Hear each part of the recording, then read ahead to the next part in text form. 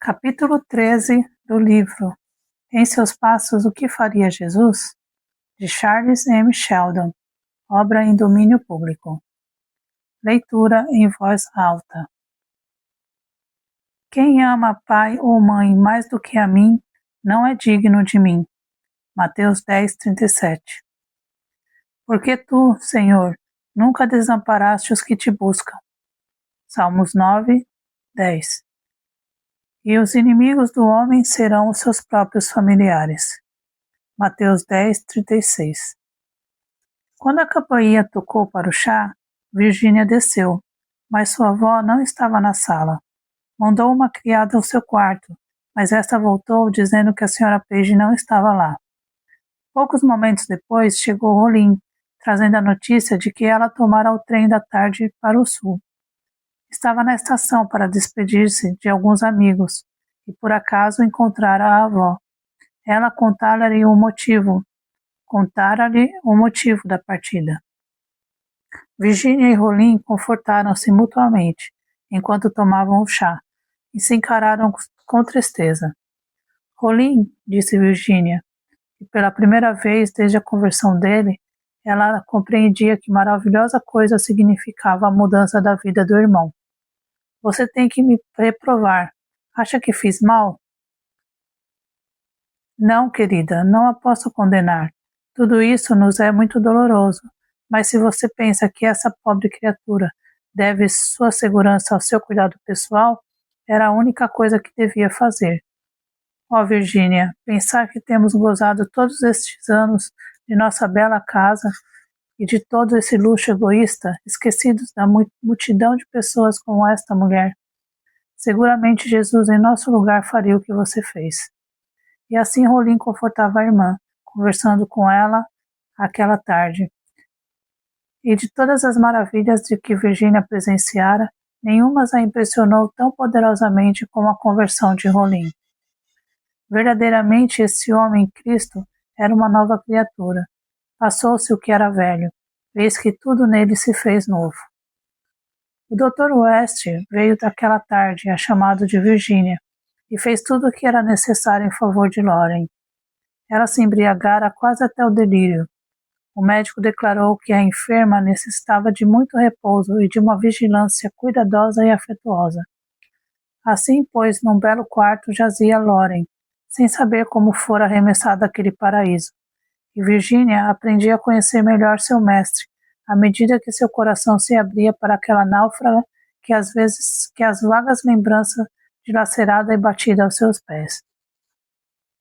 Entretanto, o retângulo esperava as eleições com interesse fora do comum.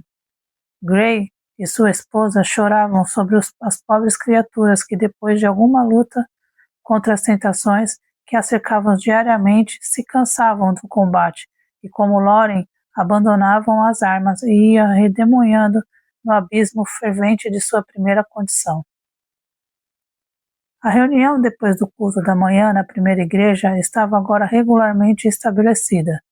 Henrique Maxwell entrou na biblioteca no domingo seguinte, à semana da eleição preliminar, e foi recebido com um entusiasmo cuja intensidade quase o fez tremer. Notou outra vez a ausência de Jasper Chase. Todos os outros, porém, estavam lá, com um sentimento de fraternidade que se manifestava por uma confiança mútua e perfeita. Todos sentiam a presença do espírito. Era um espírito de franqueza. Por isso parecia a Edward Norman a coisa mais natural do mundo falar ao resto da companhia a respeito das particularidades de seu jornal. O fato é que perdi uma boa porção de dinheiro durante as últimas 3 semanas. Não posso dizer quanto, mas todos os dias perco muitos assinantes. Que razão apresentam os assinantes para suspender as assinaturas? Perguntou Maxwell. Todos os outros escutavam cuidadosamente. Muitas razões diferentes. Alguns dizem que desejam um jornal que publique todas as notícias, querem dizer com isso os crimes, as lutas de boxe, os escândalos e horrores de várias espécies. Outros têm objeções quanto à suspensão da edição de domingo. Perdi centenas de assinantes antigos por essa causa. Ainda que fizesse arranjos satisfatórios para muitos deles, dando-lhes mais matéria na edição de sábado. do que tinham primitivamente no domingo. Meu maior prejuízo provém da diminuição de anúncios e da atitude que assumi sobre questões políticas. Esta última resolução tem me custado mais do que qualquer outra. A maioria de meus assinantes é intensamente partidária. Posso também dizer-vos francamente que, se eu continuar a seguir o plano que sinceramente creio que Jesus seguiria nas questões políticas, o seu tratamento de um ponto de vista não partidário, mas moral, o Diário de Notícias não poderá pagar suas despesas, a menos que certo fator em Raymond o sustente. Parou um momento. Na sala reinava completo silêncio. Virginia parecia especialmente interessada. Era como o interesse de uma pessoa que pensava maduramente sobre a mesma coisa que Norman ia agora mencionar. Esse fator, prosseguiu Norman, é o elemento cristão de Raymond. Já vos disse que o Diário de Notícias tem perdido muitíssimo com o retraimento das pessoas que não se importam com o Diário Cristão, ou simplesmente consideram um jornal como um fornecedor de todas as qualidades de anúncios para diverti-las e interessá-las. Haverá bastante gente genuinamente cristã em Raymond que se una para sustentar um jornal tal qual Jesus provavelmente redigiria, ou estarão os costumes do povo tão firmemente arraigados de sorte que exija o tipo regular do jornalismo e não assinem um jornal senão despojado em grande parte do ideal moral cristão? Também posso dizer nessa reunião familiar que, devido a recentes complicações em meus negócios, independentes do jornalismo, fui obrigado a perder uma grande parte de minha fortuna. Tenho aplicado a mesma regra da provável ação de Jesus a certas transações com outros homens que não a aplicam aos seus atos, e o resultado tem sido a perda de muito dinheiro. Como entendo o compromisso que fizemos, nós não temos que perguntar: isto rende? Mas em toda a nossa vida deve ser baseada na pergunta: que faria Jesus? Agindo sobre esta regra de ação, fui obrigado a perder quase todo o dinheiro que ganhei com o meu jornal. Não é necessário descer às particularidades, mas não tenho dúvidas, depois dessas experiências, dessas últimas 3 semanas, que muitos homens perderiam grandes somas de dinheiro sob o presente sistema comercial se esta regra de Jesus fosse perfeitamente seguida. Menciono meu prejuízo aqui por ter a mais plena fé no bom êxito final de um diário, dirigido pela linha que recentemente tracei, e pensava em empregar nele toda a minha fortuna, para alcançar a vitória. Presentemente, porém, como disse, a menos que os cristãos de Raymond sustentem o jornal com assinaturas e anúncios, não poderei continuar sua publicação nas mesmas bases atuais. O senhor quer dizer, perguntou Virginia, que um diário cristão necessita da doação de uma grande soma, como um colégio cristão, para ser sustentado? Sim, exatamente.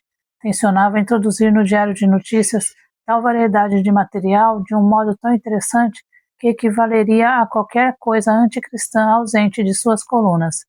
Meu plano, porém, exige uma grande despesa de dinheiro. Tenho certeza de que um diário cristão que Jesus aprovasse, contendo somente o que ele imprimiria, haveria de ter bom êxito financeiro. Porém, será necessário no princípio uma grande quantia para realizar o plano. Quanto, mais ou menos? Perguntou Virginia calmamente. Eduardo Norman olhou atentamente e sua face brilhou por um momento, quando a ideia do propósito de Virginia passou-lhe pelo espírito. Ele a conhecera quando era uma garotinha na escola bíblica dominical e tivera íntimas relações comerciais com o pai dela. Eu diria que $500,000 em uma cidade como Raymond podia ser bem gasto na fundação de um jornal tal qual idealizamos, respondeu ele, e a sua voz tremia. Seu rosto brilhou, revelando sua esperança de um jornal que tivesse influência no mundo da imprensa. Então, disse Virginia, falando com a calma de uma pessoa que já havia pensado maduramente no assunto, estou pronta a empregar essa soma no jornal, sob a condição de que continue a ser redigido no espírito que o anima presentemente. Graças a Deus, murmurou Maxwell brandamente. Norman estava pálido, todos olhavam para Virginia. Caros amigos, continuou ela, e tal acento de tristeza havia em sua voz que a todos impressionou profundamente. Não desejo que julguem ser esse um ato de grande generosidade. Ultimamente reconheci que o dinheiro que tenho, chamado meu, não é meu, mas de Deus. Se eu, como sua despenseira, vir alguma maneira sábia de empregar esse depósito, isto não é motivo de vanglória, nem para receber agradecimentos e louvores de quem quer que seja, simplesmente por servir na administração dos seus bens que ele confiou à minha guarda para sua própria glória. Tenho pensado por vezes nesse mesmo plano. Em nossa próxima luta contra o alcoolismo, em Raymond, necessitamos do diário para combater pelo lado cristão. Todos nós sabemos que o resto da imprensa está a favor do álcool, enquanto os bêbados que o irmão Gray procura salvar encontrarem a cada passo botequins onde se vende bebidas, ser-lhes-á quase impossível resistir à tentação e muito provavelmente recairão no primitivo e miserável estado. Necessitamos imperiosamente de um jornal cristão. Abandonar o diário seria ceder terreno ao inimigo. Não conheço em suas particularidades o plano do irmão Norman, mas tenho plena confiança de que nossa capacidade, e creio como ele no bom êxito final, pois parece-me impossível que o talento piedoso seja mais fraco do que a inteligência ímpia. Eu não me arrependeria de empregar esse dinheiro no jornal, ainda que ele vivesse apenas 1 ano. Nada tem que agradecer, não pense que fiz uma coisa notável. Até hoje tenho usado o dinheiro de Deus para satisfazer aos meus menores desejos egoístas, e o que devo fazer agora é restituir o que lhe tenho roubado e usado indevidamente. Creio que isso é o que Jesus faria.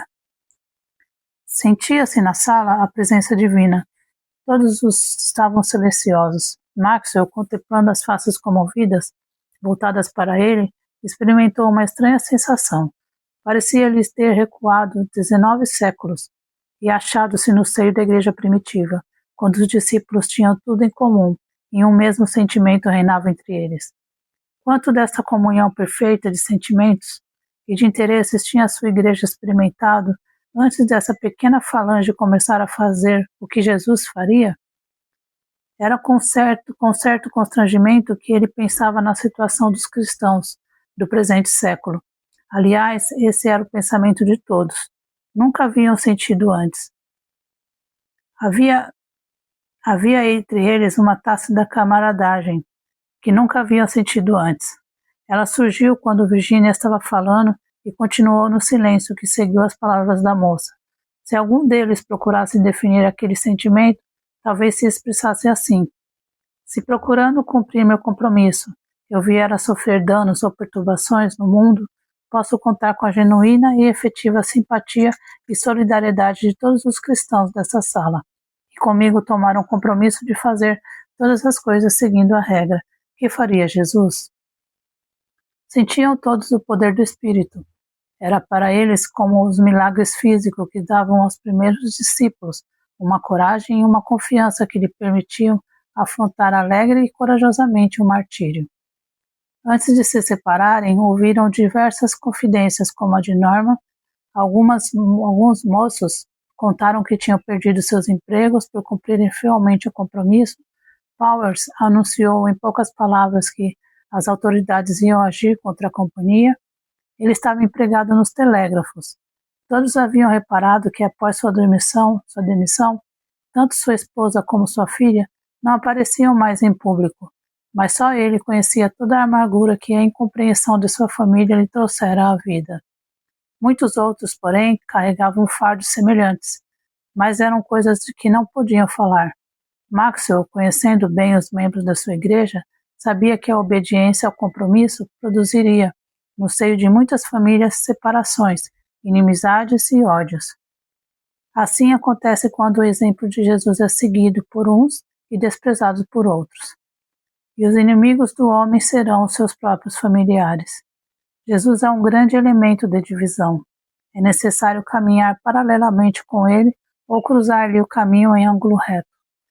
No fim dessa reunião tão fraternal, todos acercaram-se de Norma e exprimiram-lhe as suas simpatias, prometendo-lhe inteiro apoio e cooperação, pois eles compreendiam bem, como dissera Norma, que não bastava só o dinheiro para sustentar o jornal, mas que para se tornar uma força cristã, ele necessitava do concurso de todos os cristãos de Raymond. Que possamos refletir sobre essas palavras e aplicá-las no dia de hoje.